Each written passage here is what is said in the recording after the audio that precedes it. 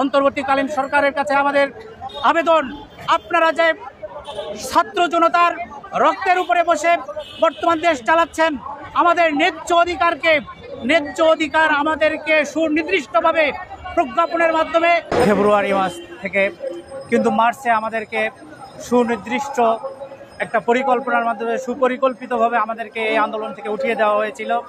আমরা আবারও এসেছি আমাদের অধিকার আদায়ের জন্য। আমরা এক একজন, কেউ 20 বছর, কেউ 25 বছর, কেউ 26 বছর, 30 বছর আমরা নিষ্পেষিত বৈষম্যের শিকার।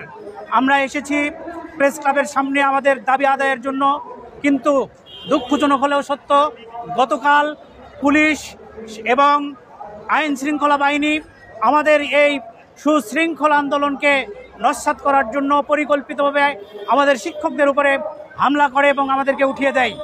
আমরা দেশের শান্তি শৃঙ্খলার জন্য আমরা শিক্ষাগুরু এবং শিক্ষা দিয়ে যাই, কিন্তু আমাদেরকে বঞ্চিত করা হয়েছে আমাদের ন্যায্য অধিকার থেকে। আমাদের বেতন দেওয়া হয় না, আমাদের ভাতা নেই, আমরা নিষ্পেষিত, অবহেলিত। এই বৈষম্য বিরোধী আন্দোলনে, যেখানে ছাত্র আন্দোলনের মাধ্যমে, বৈষম্য বিরোধী আন্দোলনের মাধ্যমে দেশে একটা বিপ্লব সৃষ্টি হয়েছে, সেখানে এখন পর্যন্ত আমাদেরকে শিক্ষকদেরকে 20-25 বছরের অবহেলিত শিক্ষকরা আমরা অনাহারে অর্ধাহারে নিষ্পেষিত, রিক্সা চালকদের চেয়েও নিষ্পেষিত হয়ে আজকে রাজপথে এসেছি। অন্তর্বর্তীকালীন সরকারের কাছে আমাদের আবেদন, আপনারা যে ছাত্র জনতার রক্তের উপরে বসে বর্তমান দেশ চালাচ্ছেন, আমাদের ন্যায্য অধিকার আমাদেরকে সুনির্দিষ্টভাবে প্রজ্ঞাপনের মাধ্যমে শিক্ষকদের এই অধিকার বাস্তবায়ন করে প্রজ্ঞাপন দিয়ে আমাদেরকে অবশ্যই বাড়িতে ফিরে যাওয়ার ব্যবস্থা করবেন।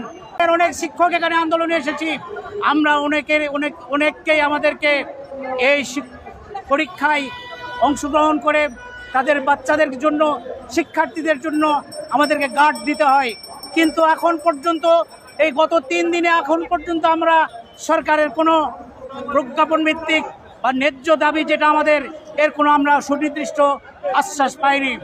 আমরা বলবো আজকের মধ্যেই আমাদেরকে প্রজ্ঞাপন এবং সুনির্দিষ্ট আশ্বাসের মাধ্যমে আমাদেরকে শিক্ষকদেরকে বাড়ি ফিরে যাওয়ার এবং সুষ্ঠুভাবে পরীক্ষা নেওয়ার জন্য আমাদের পথ করে দিবেন। মাননীয় প্রধান উপদেষ্টা, শিক্ষা উপদেষ্টা, শিক্ষা সচিবদের কাছে এই দাবি জানাচ্ছি। এই কথা বলেই আজকের এই আন্দোলনের আমার কথা শেষ করছি।